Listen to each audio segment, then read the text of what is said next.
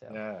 So did you guys have to learn like, okay, for my videos to rank so people can see me, we should like do this with the title and that. So is that some of the stuff that you had to learn, or was it just that that sort of came over time as well? it's true.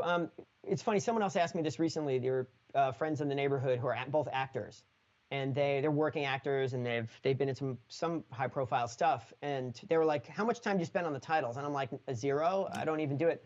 But the thing is, the whole clickbait title thing with all capital letters and lots of exclamation points is just not. I'll write a title like that if I actually feel that way. Yeah. Like the other day we were testing out this virtual reality thing that we're working on with capturing hand movements, and we work in an incubator here in Brooklyn with a bunch of other tech companies. And there's a guy who does virtual reality stuff. This guy, Lauren Abdulezer, who does the Oculus Rift, the goggles and stuff, and the Leap motion controller. Yeah. And he's working on a demo for us where you can actually get you don't have to wear a mocap suit and put dots all over you like Lord of the Rings or something. Yeah. You just stick your hand in front of the sensor, and on the screen, boom, 3D model. Oh, And wow. you can turn your hand around, and you can get measurements on all the joints and what they're doing. And I'm blown away by this. I mean, I'm actually blown away. So I just pulled out my phone and filmed it. And that one I put OMG exclamation point, guitar. But Yeah. that's rare. I did that because I was like, this is like amazing, Right. But that video only has 2,000 views this week. So fine. The stuff that we have that has the most views are just these technical, Yngwie Malmsteen, how to do the whatever, Right. that kind of thing. And frankly, it's, again, we try to stick close to what is our actual personalities. That's the guide. Yeah. I don't want to be the clickbait guy unless I'm naturally the clickbait guy. Like if you're the sham wow person, then Right. be the sham wow person, But Exactly. in our case, you should find us because you're on the same wavelength, and we don't need to reach millions of people necessarily. Right. Because what we're doing is a little bit more targeted. Yeah. We just need to reach the tens of thousands or the hundreds of thousands. Right. And I think that's key because you want to be you, and if you are onto something, then the odds are good that a lot of other people are going to be on that also. Yeah, definitely, and that's definitely something that comes through. I mean, one of the first things I've noticed when I first encountered your stuff, because I've been teaching a long time, and I would approach each student individually. Like I may say, in this instance, you may want to lift the heel part up a little bit, or you may want to lift the thumb side up.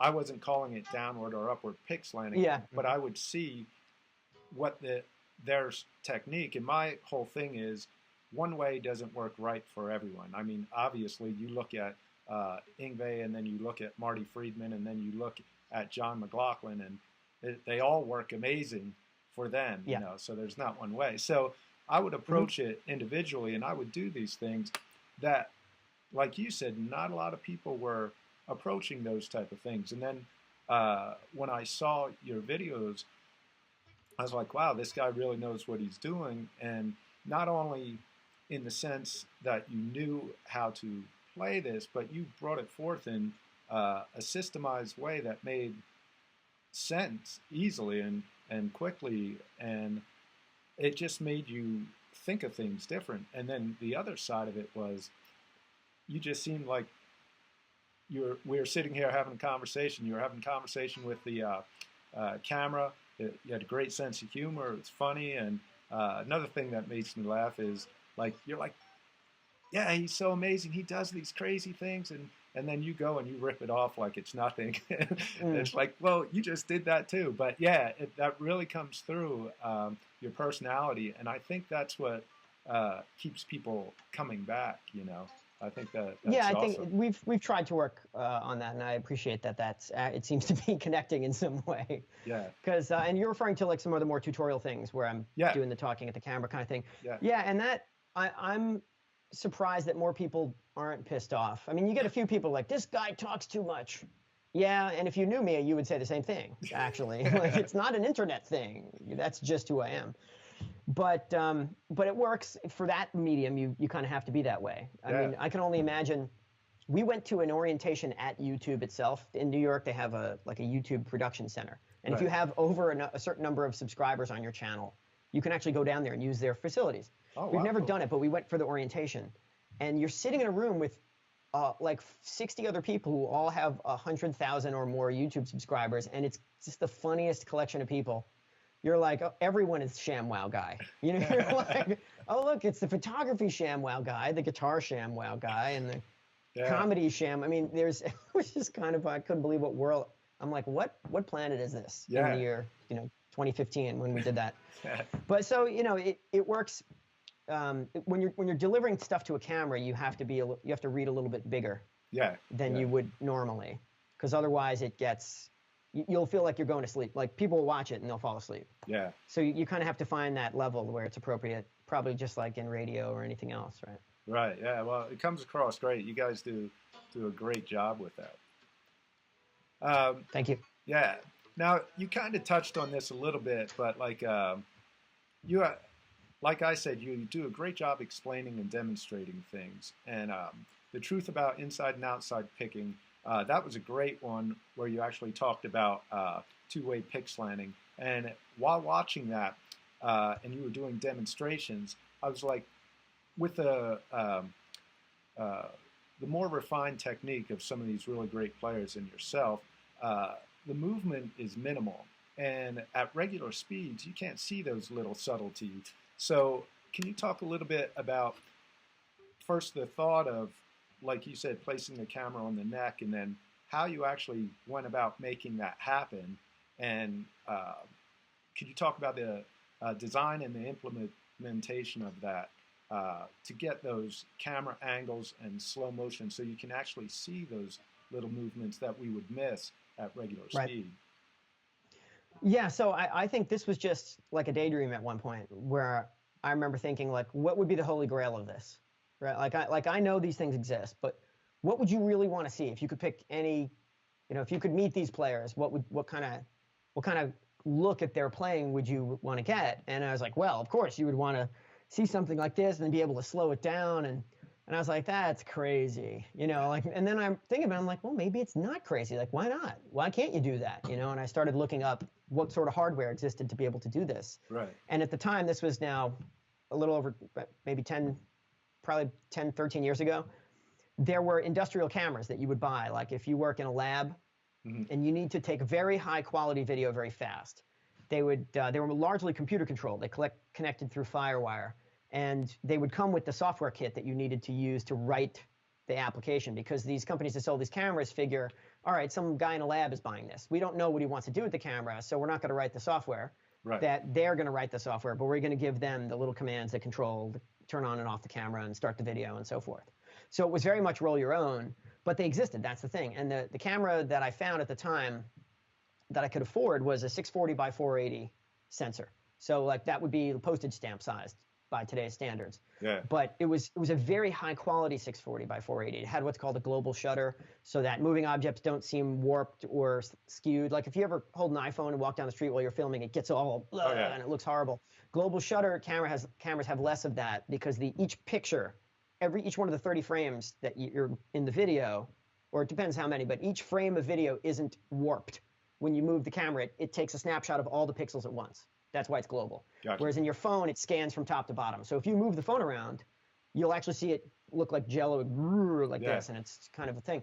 So this was like a $2,000 piece of hardware, but it was a very high quality. It shot raw video, so it wasn't even H.264 or QuickTime or any of that stuff. It was just straight up raw, and global shutter, which is a very kind of a research quality image that it took, and it was tiny. And you could power it through the FireWire cable, so it didn't need to be like a big battery on it or something. And then I just got a bunch of photographic Manfrotto magic arms, which are these little clamp-on Tinker Toy type contraptions that you can connect together to mount a light on a film set, or a camera on a film set. And so I figured out a bunch of these clamps to get it to stick on the body of the guitar and to position it in such a way that it was looking at the hand. And after about a year or so of working on the software, which was a whole other saga, but basically I got it to the point where it would sort of work some of the time. and that's when I thought, hey, this is good. We can actually meet people with this. And it would crash all the time, and I'd have to start and stop. But eventually it got to the point where I could do like a whole 1 hour interview with this thing attached to somebody's guitar. And we could only film for a few seconds at a time. But the way that I wrote the software was that you would hit start and it would start capturing the video. And then you hit stop and it would be recording it to RAM, because discs at the time weren't fast enough to capture this raw video.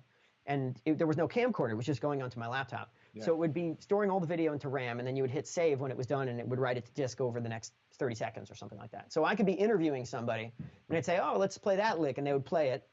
And thankfully, most guitar phrases are pretty short. And there's very rarely do you play for 10 seconds straight of constant, like Yngwie level shredding. That would be a lot of notes.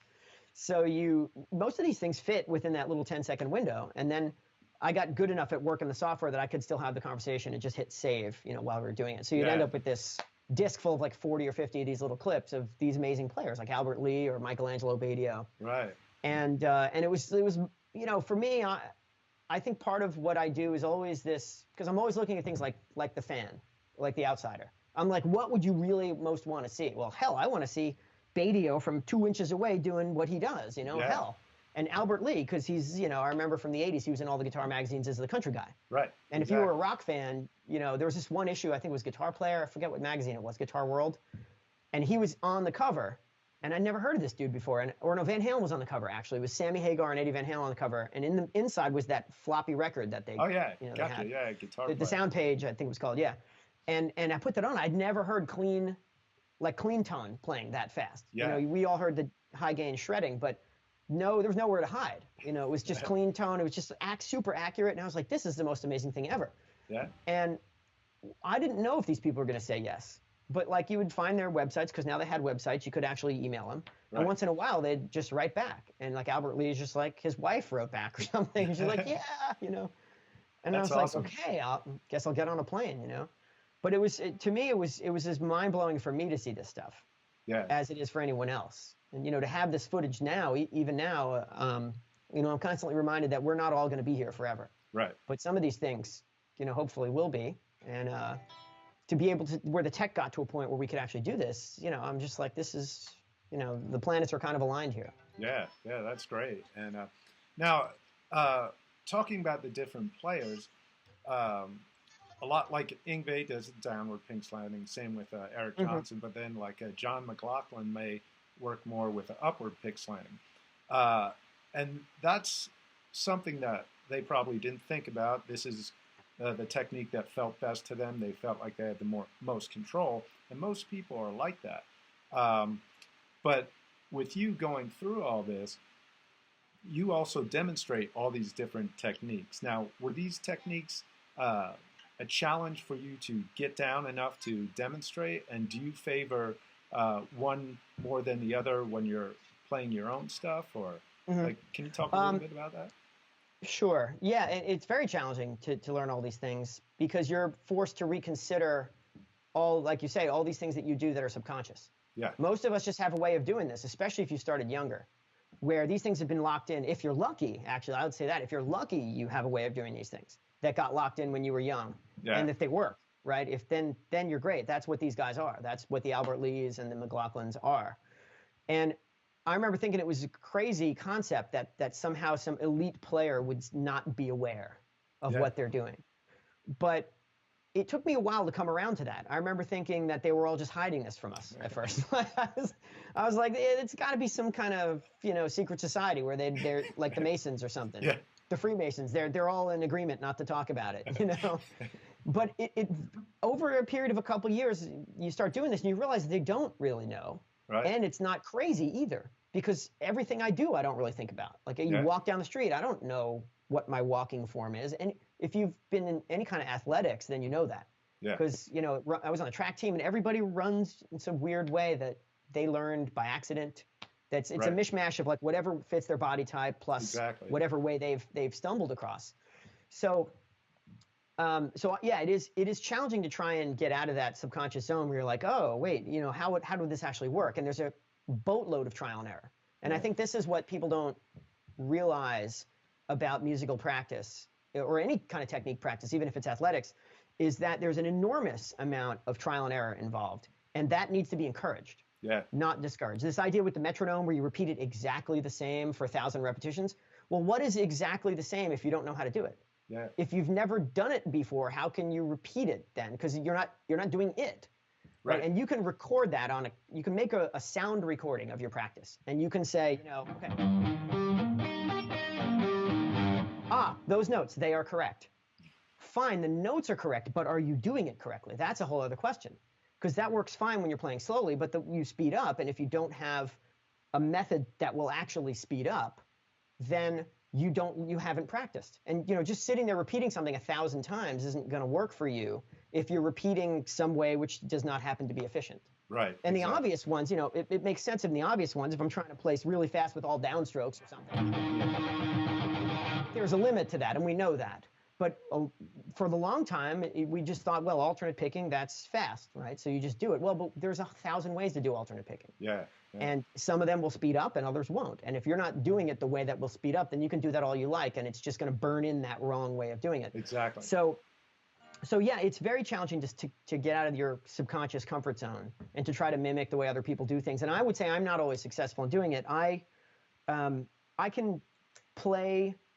I've been able to demonstrate in general some of these techniques, but I wouldn't say that I do anything like Yngwie does, really. I mean, with the strange finger movement thing that he does, we've all seen that, for years, and I've never really used any significant finger motion component. Yeah. So when I'm talking about Yngwie's technique and I say, oh, this is the Yngwie technique, what I'm really talking about is the way he structures the licks and the way he goes from one string to another using the pick slanting thing. Right. And this is yet another mental block. Oh, wait a minute. So you're telling me picking technique isn't just the thing I can see.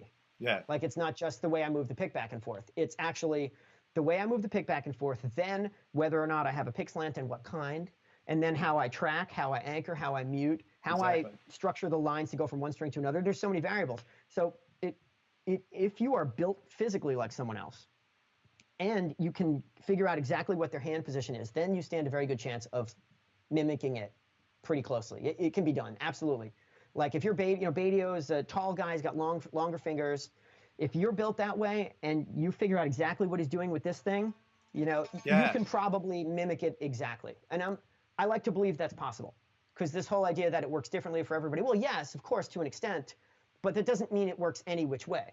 There is a way that Badio does it, whatever it is. If we knew it, we could try to do it. Exactly. And maybe it wouldn't work for me because my fingers aren't as long or something. Yeah. But to again, very long-winded answer to your question is I don't really mimic the techniques exactly as a lot of these players do them, but different components of those techniques, absolutely. So if we're talking about downward pick slanting, right. That's the thing that I've done for a million years at this point, and some of it I just find super second nature. Yeah. And my way of doing that is just as weird and specific, as all these players. For the longest time, I never played with my fingers curled up like this, right? I've always played this way. Yeah. And for me, it's easier to mute. You can just lay across all the strings that way. Right. And it's really easy to cover them all up. So for me, all of the things that I did for the first 10 plus years of this downward pick slanting stuff, once I figured it out, were all fingers out, loosely anchoring on the bridge kind of approaches. Mm-hmm. And where the downward pick slanting angle can be quite pronounced. I don't know if you can see this from here. But yeah. You can sort of see how, this for me is very comfortable. And I did this for probably 10, 15 years of just relaxed like this on the bridge. This is the easiest thing in the world for me.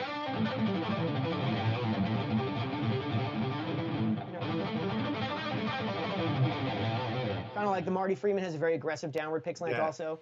And everyone comments how weird it looks and how it looks painful or stressful. And I look at that and I just think, oh yeah, right, why not? Because this almost flat against the strings orientation can be really comfortable. Yeah. The only thing Marty does differently is he just flexes like this. Right. So then you do this and now you get, but this, if you just do this, it's not at all aggressive.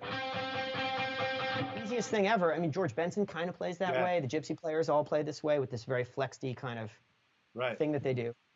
So, yeah, I have my own ways of doing these things, and I think we're all becoming much more knowledgeable now than we were 20 years ago. Even me, I mean, I have learned things in the last 2 years I didn't know 20 years ago about the joint movements and how they work and how it influences learning to do these things. Yeah, that's very cool. Now,